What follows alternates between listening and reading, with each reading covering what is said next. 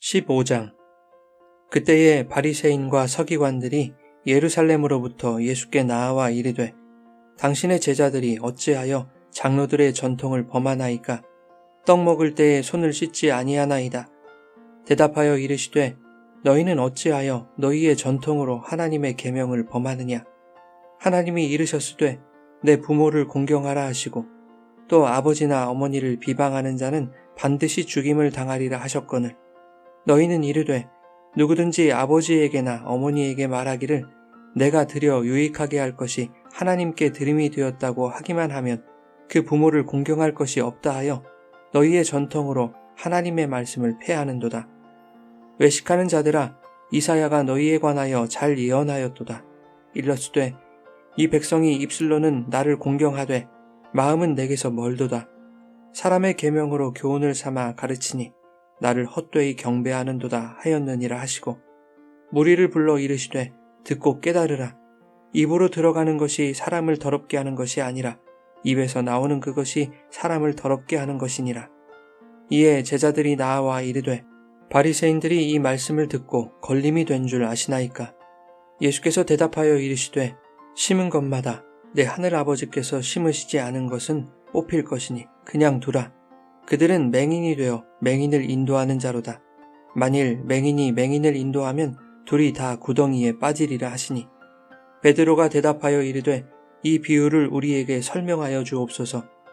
예수께서 이르시되 너희도 아직까지 깨달음이 없느냐? 입으로 들어가는 모든 것은 배로 들어가서 뒤로 내버려지는 줄 알지 못하느냐? 입에서 나오는 것들은 마음에서 나오나니 이것이야말로 사람을 더럽게 하느니라.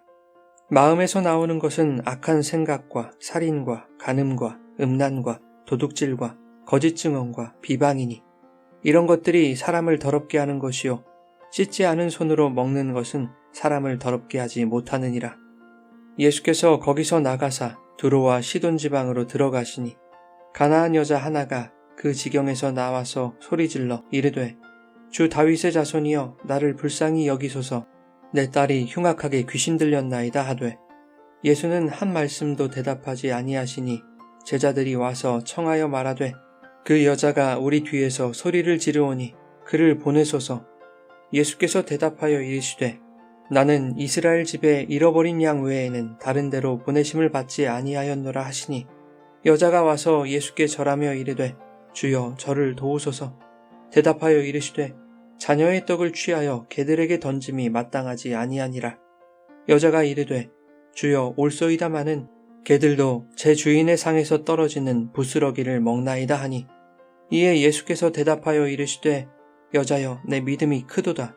내 소원대로 되리라 하시니 그때로부터 그의 딸이 나으니라.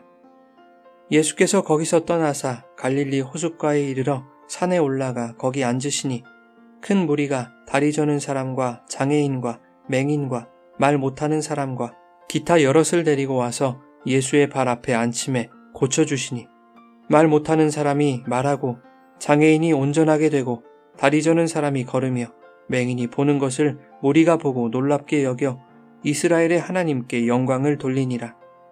예수께서 제자들을 불러 이르시되 내가 무리를 불쌍히 여기노라. 그들이 나와 함께 있은지 이미 사흘임에 먹을 것이 없도다. 길에서 기진할까 하여 굶겨 보내지 못하겠노라. 제자들이 이르되 광야에 있어 우리가 어디서 이런 무리가 배부를 만큼 떡을 얻으리이까? 예수께서 이르시되 너희에게 떡이 몇 개나 있느냐? 이르되 7개와 작은 생선 2마리가 있나이다 하거늘 예수께서 무리에게 명하사 땅에 앉게 하시고 떡 7개와 그 생선을 가지사 축사하시고 떼어 제자들에게 주시니 제자들이 무리에게 주매 다 배불리 먹고 남은 조각을 7광주리에 차게 거두었으며 먹은 자는 여자와 어린이 외에 4,000명이었더라. 예수께서 무리를 흩어 보내시고 배에 오르사 마가단 지경으로 가시니라. 여러분 좋은 아침입니다. 오늘도 말씀의 은혜가 여러분의 삶에 풍성히 임하기를 소망합니다. 본문은 정결함과 부정함에 대해서 말씀하고 있습니다. 이것은 전통과 진리의 대조이자 율법과 복음의 대조입니다. 본문에 나타난 갈등의 시작은 예수님의 제자들이 손을 씻지 않고 음식을 먹은 것으로부터 시작됩니다. 바리새인과 서기관들이 제자들의 이 행위를 문제 삼은 것입니다. 당시 유대인들은 식사를 할 때 도구를 사용하지 않고 손으로 떼어 먹었습니다. 그러니 식전에 손을 씻는 행위는 위생적으로 옳은 일입니다. 하지만 바리새인과 서기관들이 시비를 걸었던 이유는 위생의 문제가 아니었습니다. 식전에 손을 씻어야 한다는 율법의 전통을 어겼다는 것으로 시비를 걸고 있는 것입니다. 바벨론 포로 생활은 이스라엘에게 많은 교훈을 주었습니다. 그들이 타국에서 오랜 시간 노예 생활을 할 수밖에 없었던 가장 중요한 이유가 하나님의 율법을 버린 것에 대한 징계라는 것을 그들은 깨달았던 것이죠. 모진 포로 기간을 지나면서 유대인들 사이에서 하나님이 주신 소중한 율법을 생명처럼 지키자는 움직임이 일어납니다. 그것이 바리새주의입니다. 즉 바리새주의는 하나님의 말씀을 순수하게 지키겠다는 선한 운동이었습니다. 바리새라는 말은 히브리어 페루심에서 온 것인데 분리된 자, 구별된 자라는 뜻입니다. 구별되다라는 말과 거룩하다라는 말은 상통하죠. 그러니 바리새주의는 하나님의 말씀을 지켜 세상과 구별된 거룩을 지향하는 운동이었습니다. 그러나 이것이 점차 율법에서 파생된 여러 가지 세목들을 철저히 지켜야 한다는 종교적 원칙으로 변질되었습니다. 그것이 바로 장로들의 유전, 장로들의 전통이라는 것입니다. 전통의 세목 중에 식전에는 반드시 손을 씻어야 하는 정결례가 있었던 것입니다. 출애굽기 30장 18절 이하에 보면 원래 손을 씻는 정결례는 제사를 집례하는 제사장들에게만 적용되는 것이었습니다. 하지만 바벨론 포로기 이후에 바리새인들과 서기관들이 장로들의 전통이라는 명목으로 말씀 외에 수많은 조항들을 만들었고 그것을 지키지 않는 자들을 판단하고 정죄하기에 이르게 된 것입니다. 순수하게 하나님의 말씀을 지키고자 시작된 것이 이제는 전통과 형식만 남아서 하나님의 말씀보다 더 권위를 가지게 된 것이죠. 그러니 예수님 당시의 바리새인과 서기관들에게 있어서는 이러한 전통을 지켜야만 정결하고 거룩한 것이 되고 전통을 지키지 않으면 부정하고 거룩하지 못한 것이 되는 것입니다. 그러니 손을 씻지 않는 제자들의 행위는 위생적으로 부정한 것이 아니라 종교적으로 거룩하지 못한 부정이 되는 것이죠. 오늘 본문 이전에 주님은 게네사렛에 계셨습니다. 그런데 본문 1절에 보면 바리새인과 서기관들이 예루살렘으로부터 예수께 나아왔다고 말합니다. 예루살렘에서 게네사렛까지의 거리는 약 150km입니다. 걸어서 5일은 걸리는 먼 거리였죠.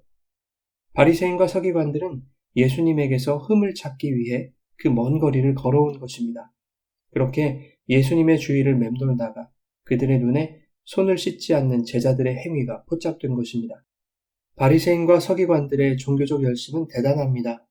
예수의 부정함을 밝혀내야만 자신들의 의의가 인정된다는 종교적 열등의식에 빠져 있었기 때문에 그 먼 길을 마다하지 않고 예수님을 따라다니며 일거수일투족을 감시했던 것입니다. 주님은 3절에 그들에게 이렇게 말씀하십니다. 너희는 어찌하여 너희의 전통으로 하나님의 계명을 범하느냐? 하나님의 율법이 의미하는 그 내용에 대해서는 관심이 없고 율법의 형식에만 치중하여 오히려 율법을 범하는 부정함을 저지르고 있다는 것입니다. 그러면서 주님은 4절에 부모를 공경하라는 십계명을 예로 드시면서 고르반을 남용하는 그들의 부정함을 고발하시죠. 고르반이라는 것은 하나님께 드린 제물, 헌물을 말하는 단어입니다. 당시 율법의 전통은 하나님께 고르반을 드리면 부모에 대한 부양의 의무에서 벗어날 수 있는 것으로 가르쳐 왔습니다. 하나님을 섬긴다는 경건의 허울 아래 부모를 공경하라는 말씀을 어기는 것을 합리화한 것입니다. 주님은 5절과 6절에 그러한 전통의 폐해를 지적하신 것입니다. 너희는 부모를 봉양해야 할 것으로 고르반이 되었다고 말함으로써 하나님을 섬긴다는 핑계로 부모 공경에 대한 책임을 회피했다는 것입니다. 전통이라는 이유로 계명을 어긴 너희는 부정하다라고 말씀하신 것입니다. 그래서 7절에 주님은 그들을 외식하는 자라고 말씀하십니다. 외식이라는 말은 연기하다라는 뜻이죠. 전통이라는 가면을 쓰고 청결한 척, 거룩한 척 연기하고 있다는 것입니다. 나아가 주님은 부모를 공경하라는 계명이 육신의 부모에 대한 것을 넘어선다는 것을 말씀하시죠. 이사야의 예언을 인용하셔서 이 백성이 내 입술로는 나를, 즉 하나님을 공경한다고 하지만 그들은 나를 떠났다. 사람의 계명으로 교훈을 삼아 가르치며 나를 헛되이 경배한다 말씀하십니다. 하나님을 섬긴다는 핑계로 그분이 주신 율법의 뜻을 왜곡하여 헛된 가르침을 일삼고 있으니 아버지를 경배하기는커녕 그분을 욕되게 하고 있다는 것입니다. 그런가 하면 11절에 이렇게 말씀하십니다. 입으로 들어가는 것이 사람을 더럽게 하는 것이 아니라 입에서 나오는 것이 사람을 더럽게 하는 것이다. 손을 씻든 그렇지 않든 그 손으로 먹은 음식은 입으로 들어가서 뒤로 배설하면 그만이지만 너희의 입에서는 진리를 왜곡한 율법과 전통이라는 배설물이 쏟아져 나오고 있다는 것입니다. 너희의 입에서 나오는 배설물이 사람을 더럽게 하는 것이다. 입에서 나오는 것은 마음에서 나오는 것인데 너희 입에서 배설물만 토해내고 있으니 너희 마음에는 하나님의 말씀이 없구나. 배설물만 가득하구나 라고 18절에 일가하신 것입니다. 그러면서 19절에 산상수훈에서 제자들에게 말씀하셨던 율법의 조항들을 말씀하시죠. 마음에서 나오는 것은 악한 생각과 살인과 간음과 음란과 도둑질과 거짓 증언과 비방이니 이런 것들이 사람을 더럽게 하는 것이요 씻지 않은 손으로 먹는 것은 사람을 더럽게 하지 못하느니라. 마태복음 5장에서 주님은 나는 율법을 폐하기 위해 온 것이 아니라 완전하게 하기 위해 왔다고 말씀하시면서 너희 의가 서기관과 바리새인보다 더 낫지 못하면 결코 천국에 들어가지 못한다고 말씀하셨습니다. 그런데 서기관과 바리새인보다 더 나은 의라는 것은 인간의 율법적 행위로 말미암는 의가 아니라 그리스도의 십자가로 이루신 하나님의 차별 없으신 의, 그분의 사랑이라는 것이었습니다. 그러나 너희는 이제까지 살인하지 말라, 간음하지 말라, 거짓 맹세하지 말라, 보복하지 말라, 원수를 사랑해라. 이러한 계명의 조항들을 행위적 의를 이루어야 한다는 율법의 명령으로만 오해했다. 그러나 나는 너희에게 이렇게 말한다 라고 하시며 살인과 간음, 거짓 증거와 보복, 원수 사랑이라는 율법이 의미하는 것을 설명해 주신 것이 마태복음 5장의 내용이었죠. 그 율법은 그것을 문자적으로 지켜서 인간의 행함으로 거룩과 정결함과 의를 이루라는 것이 아니라 독생자를 십자가에 매달아 그 율법을 완전하게 하심으로써 우리에게 대한 당신의 사랑을 확증하신 하나님의 차별 없는 의를 설명하기 위한 복음의 내용이었습니다. 그러니 서기관 바리새인들아, 너희의 의보다 더 나은 의는 하나님의 의이고 너희 마음을 장악하고 있는 율법과 전통은 살인과 간음과 음란과 도둑질, 거짓 증언과 같은 계명을 종교적인 의식으로만 여기게 하여 행위의 의를 조장하는 악한 생각일 뿐이다 라는 것을 본문 19절과 20절에서 말씀하고 있는 것입니다.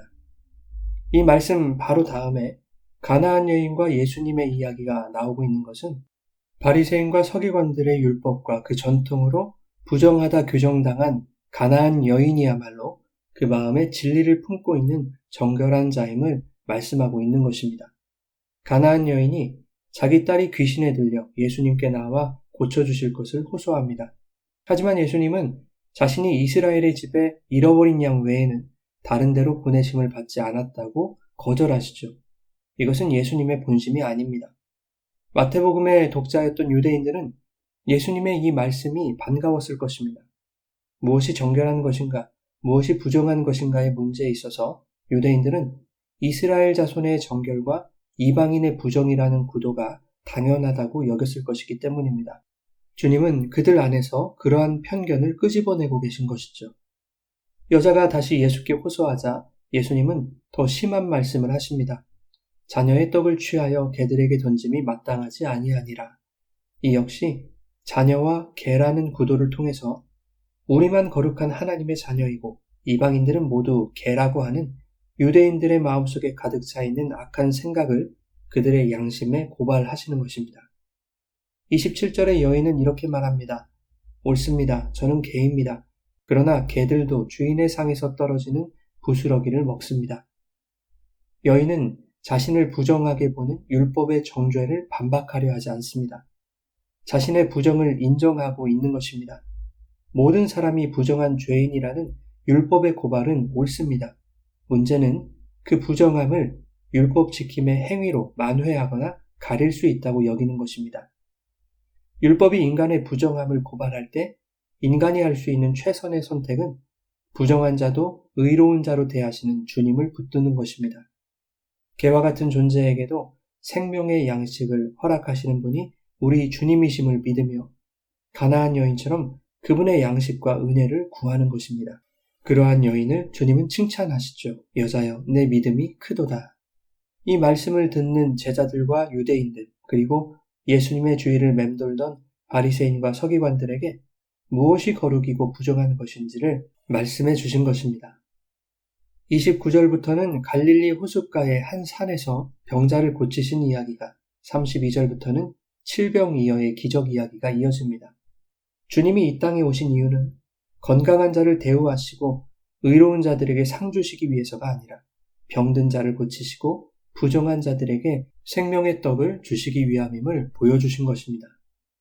사랑하는 여러분, 율법의 형식과 전통의 가식으로 가득하여 악한 생각과 악한 말로 자신을 더럽히는 부정한 종교 생활을 벗고 연약하고 불의한 우리를 긍휼히 바라보시는 주님의 은혜를 구하며 나아갈 때 주님을 찾는 자에게 아들의 생명으로 먹이시는 하나님의 차별 없으신 의로 거룩하게 세워지는 주의 백성들 되시기를 예수님의 이름으로 축원합니다.